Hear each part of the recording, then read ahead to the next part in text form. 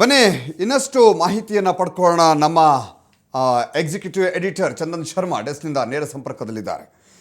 ಚಂದನ್, ನಮಗೆ ಇತ್ತೀಚಿನ ರಾಜಕೀಯವನ್ನು ನಾವು ಗಮನಿಸ್ತಾ ಹೋದರೆ ಭಾವನೆಗಳಿಗೆ ಬೆಲೆನೇ ಇಲ್ಲ ಅನ್ನಿಸ್ತಾ ಇದೆ. ಒಂದು ಸೀಟ್ ಗೆಲ್ಲೋದಕ್ಕೋಸ್ಕರ, ಒಂದು ರಾಜಕೀಯದ ಏಳಿಗೆಗೋಸ್ಕರ, ಸ್ವಹಿತಾಸಕ್ತಿಗೋಸ್ಕರ ಇವತ್ತು ಯಾವ ಮಟ್ಟಕ್ಕೆ ನಮ್ಮ ರಾಜಕೀಯ ನಾಯಕರು ಬಂದಿಳಿದಿದ್ದಾರೆ ಅಂತ ಟೋಟಲ್ ಆಗಿದ್ದನ್ನ ನಾವು ವಿಶ್ಲೇಷಣೆ ಮಾಡೋದಾದರೆ, ವಿಶ್ಲೇಷಿಸ್ತಾ ಹೋದರೆ ಏನು ಹೇಳ್ಬೋದು ಇದ್ರ ಬಗ್ಗೆ ನಾವಂತ?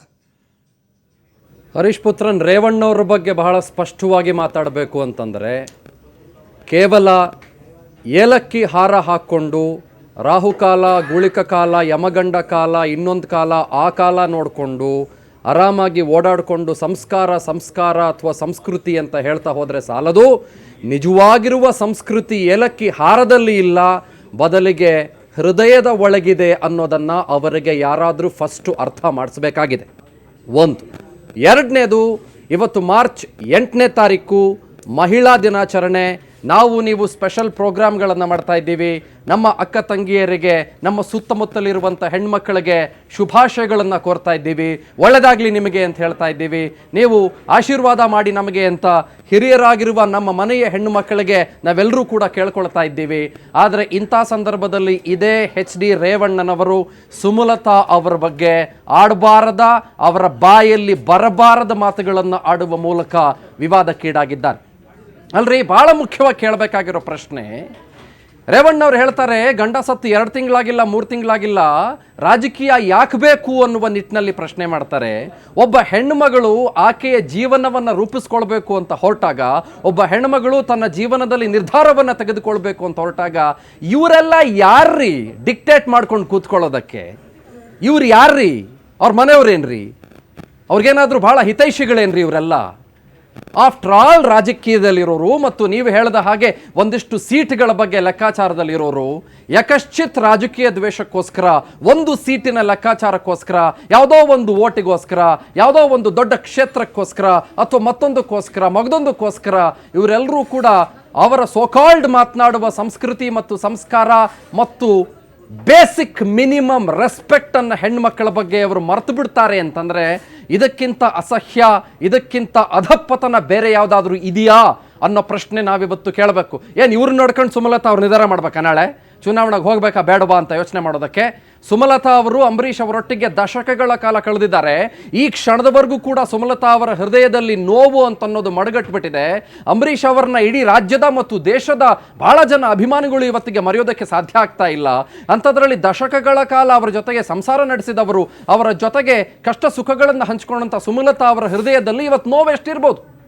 ಇಂಥ ಸಂದರ್ಭದಲ್ಲಿ ರೇವಣ್ಣಂಥವರು ದೊಡ್ಡ ದೊಡ್ಡ ಸಚಿವರಾಗಿರುವವರು, ಇಲಾಖೆಗಳನ್ನು ನೋಡಿದವರು, ದಶಕಗಳಿಂದ ಚುನಾವಣೆಯಲ್ಲಿರುವವರು ಮತ್ತು ದಶಕಗಳಿಂದ ರಾಜಕೀಯದಲ್ಲಿರುವವರು ಹೀಗೆಲ್ಲ ನಾಲ್ಗೆ ಹರಿಬಿಟ್ಬಿಟ್ಟು ಮಾತನಾಡ್ತಾರೆ ಅಂತಂದರೆ, ನಾವು ನೀವು ಹೇಳ್ಕೊಡೋಕ್ಕಾಗತ್ತೆ ಅವರಿಗೆ ಸಂಸ್ಕಾರನ?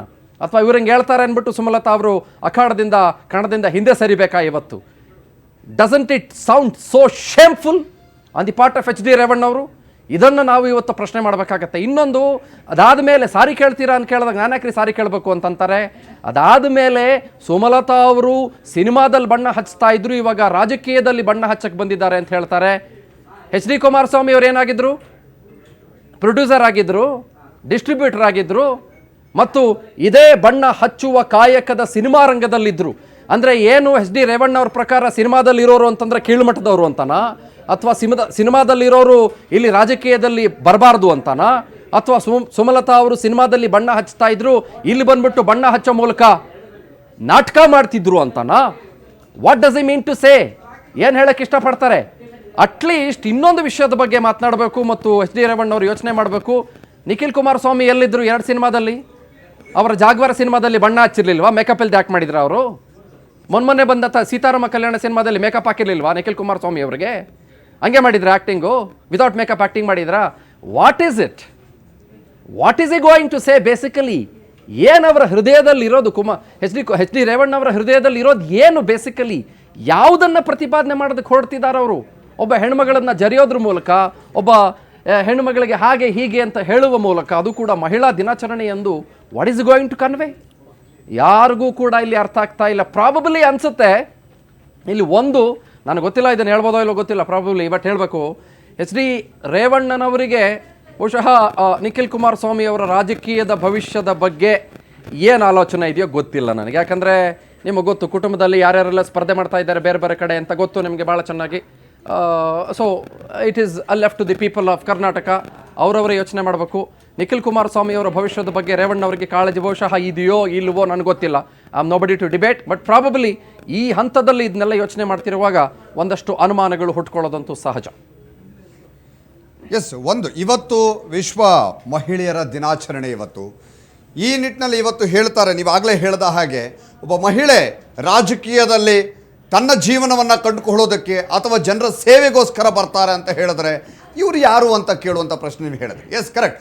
ಇವತ್ತು ಮಹಿಳಾ ದಿನಾಚರಣೆಯನ್ನು ನಾವು ಆಚರಿಸ್ತಾ ಇದ್ವಿ. ಹಾಗಾದರೆ ನಾವು ಮಹಿಳೆಯರಿಗೆ ಕೊಡುವಂಥ ಬೆಲೆ ಹಾಗಾದರೆ ಇದೇನಾ? ಇಷ್ಟು ವರ್ಷ ರಾಜಕೀಯದಲ್ಲಿದ್ದರು ಚಂದನ್.